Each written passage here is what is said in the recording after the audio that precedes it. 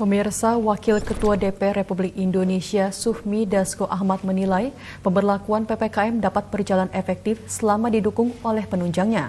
Oleh karenanya, DPR meminta pemerintah agar segera menyalurkan bantuan sosial kepada masyarakat untuk mendukung perpanjangan PPKM. Pemerintah pusat memutuskan untuk memperpanjang pemberlakuan pembatasan kegiatan masyarakat atau PPKM hingga 9 Agustus mendatang. Menanggapi hal ini, Wakil Ketua DPR Republik Indonesia Sufmi Dasko Ahmad meminta agar pemerintah segera menyalurkan bantuan sosial yang sudah disiapkan kepada masyarakat untuk mendukung perpanjangan PPKM. Menurut Dasko, pelaksanaan PPKM dapat efektif selama didukung dengan penunjangnya.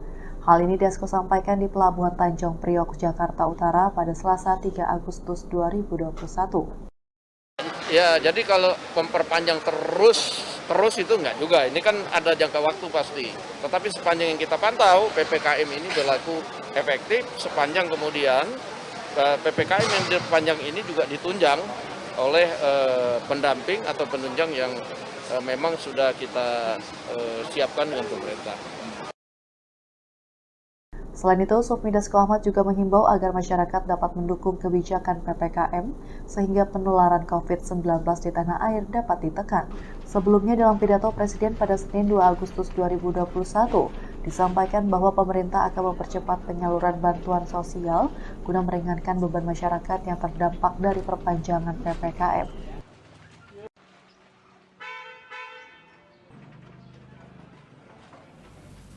Kita lanjutkan kembali pemirsa, Gubernur DKI Jakarta Anies Baswedan mengingatkan warga ibu kota untuk meneruskan sikap disiplin dalam menerapkan protokol kesehatan selama perpanjangan PPKM level 4 hingga tanggal 9 Agustus 2021. Dalam 1 bulan terakhir, Jakarta berhasil menekan penyebaran COVID-19 sehingga terjadi penurunan angka keterisian tempat tidur di rumah sakit.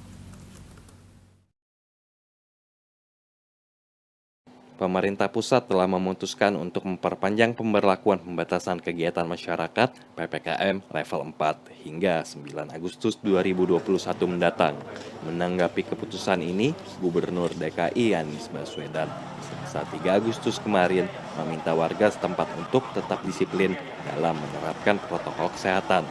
Anies juga memastikan pada perpanjangan PPKM level 4 tidak ada yang berubah dalam implementasinya.